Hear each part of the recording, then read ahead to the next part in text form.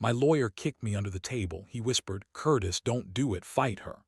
But I looked across the aisle at my wife, Betty. She looked like $1,000,000 sitting there with a smug smile. She wanted the house, the cars, the savings. She looked the judge in the eye and said, "I want everything except the son. He's a burden." That broke my heart. But it also sealed her fate. I looked at the judge and said, "Give it all to her." The courtroom went silent. She signed the papers, laughing. Then my lawyer handed her lawyer one final sheet. Her lawyer didn't just gasp, he screamed. We lived a good life down here in Houston. I worked hard, double shifts at the refinery, saving every dime, so Betty could live like a queen. We had the brick house in a nice subdivision, 2 cars in the driveway. Sundays were for church and football. I loved the way the air smelled in the evening, thick with humidity and the scent of neighbors grilling. For 15 years, that house was my peace. Betty was beautiful, dark skin, curly hair, always dressed to the nines. When she walked into a room, heads turned. I was the quiet one. Big, tall, kept my beard fresh and my business to myself. We had a son, Marcus. He was 10 years old, quiet like me, loved his video games and basketball. Things felt solid, or so I thought. I remember coming home one Tuesday. The house was quiet. Usually I'd smell dinner or hear the TV, but the living room was dark. The air conditioning was humming, blowing cold air on my sweat. The vibe was off. It felt empty, even with the furniture still there. I walked to the kitchen. Betty was standing by the window, staring at her phone. She didn't hear me walk in. She was smiling at that screen in a way she hadn't smiled at me in years. "Hey, baby," I said. She jumped, startled. She flipped the phone face down on the counter. The smile vanished. "You're home early," she said. Her voice was flat, cold. That was the first crack in the foundation. Over the next month, the cracks got wider. Betty started acting brand new. She hit the gym, bought new clothes, tight dresses, expensive heels. We shared a bank account and I saw the charges. Hundreds of dollars at places we never went to. But it wasn't just the money, it was the attitude. She stopped looking me in the eye. When we sat down for dinner, she wouldn't talk. She'd just push her food around the plate, checking her watch. And Marcus, she had zero patience for the boy. "He's always in the way," she snapped one night because Marcus left his sneakers by the door. "I need space, Curtis. I feel suffocated." "He's 10, Betty," I said, keeping my voice low. "He's just a kid." She rolled her eyes and walked out. Then came the late nights. Networking events, she called them. She worked in real estate, so late hours weren't impossible. But coming home at 2 a.m. smelling like cologne that wasn't mine, that was different. I didn't yell, I didn't cause a scene. That's not my style, I watched. I started noticing the little things. Her phone was glued to her hand. If I walked into the room, she'd angle the screen away. When she slept, she put it under her pillow. One rainy Tuesday, I woke up at 3 a.m. The bed was empty. I saw a light coming from the bathroom down the hall. I walked barefoot on the carpet, silent. I heard her voice, a whisper, but in the quiet house it sounded like a shout. "I know, baby, I know," she giggled, a girlish sound I hadn't heard in a decade. "I'm working on it. I just need to get the papers ready. We'll have the money, and don't worry about the kid. I'm not bringing him." My chest tightened. It felt like someone punched me right in the heart. She wasn't just leaving me. She was planning to cash out and abandon our son. I needed proof, hard proof.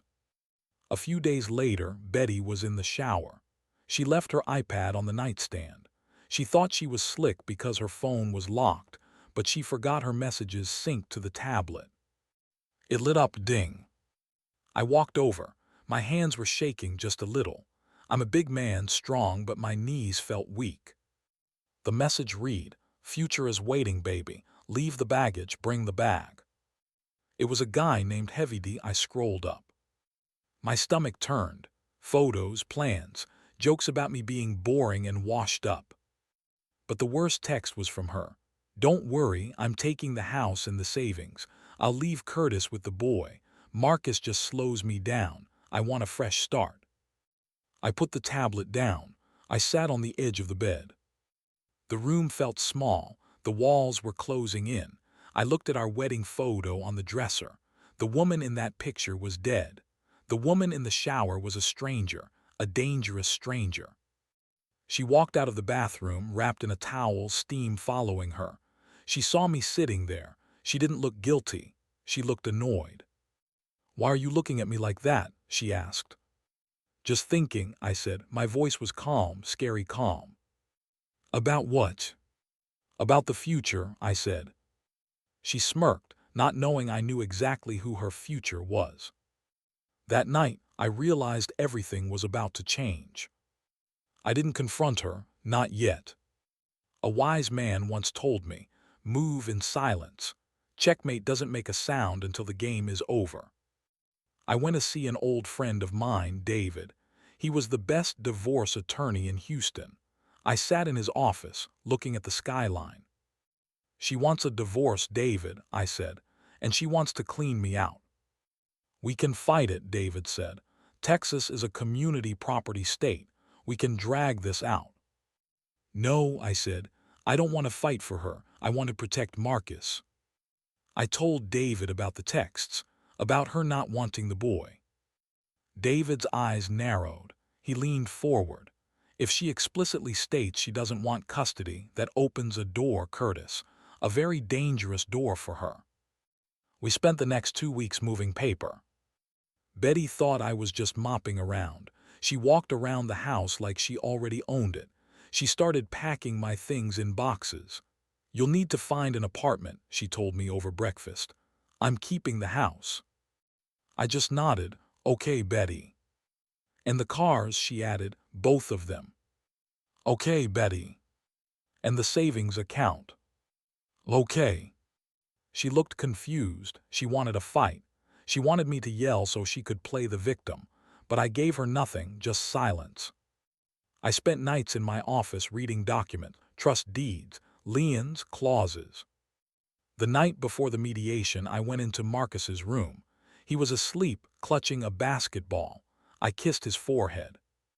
"I got you, son," I whispered. "She ain't taking nothing from us." The day I chose to confront her, I was no longer the same man. The mediation room was cold. Betty sat next to her lawyer, a slick guy in a shiny suit. She was wearing a red dress, too bright for a divorce hearing. She looked like she was dressed for a celebration. "Let's make this quick," her lawyer said.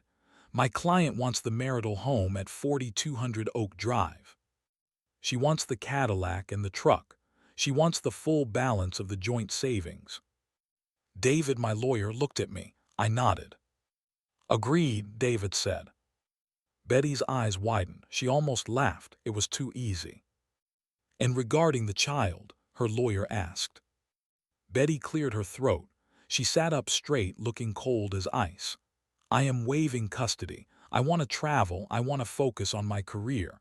Curtis can have the boy. He's better suited for him." The room felt heavy. To hear a mother say that out loud, it was unnatural. Even the stenographer looked up, shocked. "So," David said slowly, "you are requesting 100% of the assets and 0% of the guardianship." "That's right," Betty said. "I want everything except the son." "Put it in writing," I said. It was the first time I spoke. They typed it up. A specific clause. Betty Johnson waives all parental rights and guardianship in exchange for full title to the marital assets listed in Exhibit A. She signed it with a flourish. She smiled at me, a cruel, winning smile. "It's just business, Curtis." I looked at David. He pulled a single document from his briefcase. "Since the papers are signed," David said, sliding the paper across the table, "we need to disclose the status of the assets in Exhibit A." Betty's lawyer picked up the paper. He adjusted his glasses. He read the first line. He stopped. He read the second line. His face went pale. His hands started to shake. "What?" Betty asked. "What is it?"